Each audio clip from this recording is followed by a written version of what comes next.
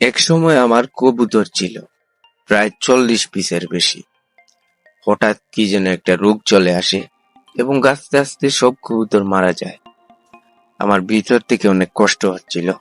তারপর আমি কবুতর লালন পালন করা ছেড়ে দিই। তো আজকে হঠাৎ কেন জানি আমার কবুতরের কথা খুব মনে হচ্ছিল, তাই ভাবলাম এক জোড়া কবুতর আমি কিনে আনবো।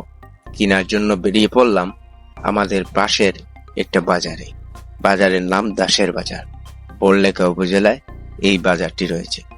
তো আমি ছুটতে লাগলাম বাজারের দিকে কবুতর আনবো বলে। গাড়ি থেকে নেমে আস্তে আস্তে একটা স্ট্যান্ড চেঞ্জ করে আরেকটা স্ট্যান্ডে উঠে চলে যাচ্ছি সেই কাঙ্ক্ষিত বাজারে কবুতর আনার জন্য। অবশেষে বাজারে এসে পৌঁছালাম। বাজারে এসে দেখলাম অনেক রকমের হাঁস, অনেক রকমের মুরগ, অনেক রকমের কবুতর। এই যে কবুতর, এই যে হাঁস, সবগুলোর দাম সেম নয়।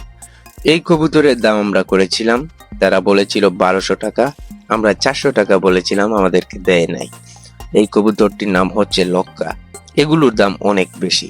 এগুলো একটি ভালো প্রজাতির কবুতর। এটা এক ধরনের হাঁস, তার নাম হচ্ছে আমাদের সিলেটি ভাষায় চীনার হাঁস বলে থাকে। এত সুন্দর একটা ওয়েদার, আর এই ওয়েদারে যদি খিচুড়ি না হয় তাহলে কি জমে। তাই দেরি না করে বসে পড়লাম খিচুড়ি খেতে। স্পেশাল এই খিচুড়ির প্লেটের দাম ছিল 50 টাকা মাত্র।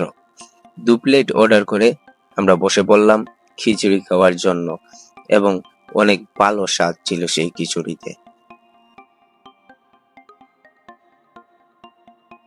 হঠাৎ দেখতে পেলাম খিচুড়ির দোকানের পাশেই চানাচুরের দোকান, তাই লোভটা সামলাতে পারিনি, বসে পড়লাম চানাচুর খাওয়ার জন্য। চানাচুরের প্লেট ছিল মাত্র 20 টাকা। খুবই ভালো স্বাদ ছিল, খুবই ভালো টেস্ট ছিল। খেয়ে আমরা টাকা দিয়ে বিল পরিশোধ করে আমরা চলে আসলাম। এত কষ্ট করে আসার পরেও কবুতর পছন্দ হয় নাই, তাই চলে যাচ্ছি আবারও বাড়ির পথে। হঠাৎ মনে পড়লো স্পেশাল চানগামের খিচুড়ির কথা। এই খিচুড়ি অনেক স্পেশাল চানগামের জন্য। তো আমরা অর্ডার করে ফেললাম। এক প্লেট 40 টাকা প্লেট ছিল মাত্র। তো আমরা সেই খিচুড়ি খেতে লাগলাম, আর অনেক ভালো একটা স্বাদ ছিল এবং সেরা একটা টেস্ট ছিল। তাই আমরা নামাজে চলে গেলাম। নামাজ পড়ে বাড়িতে চলে আসলাম কবুতর কেনার জন্য অন্য আরেকটি বাজারে যাওয়ার জন্য পরবর্তী প্রস্তুতি গ্রহণ করছি। ভালো থাকবেন, সুস্থ থাকবেন। আসসালামু আলাইকুম।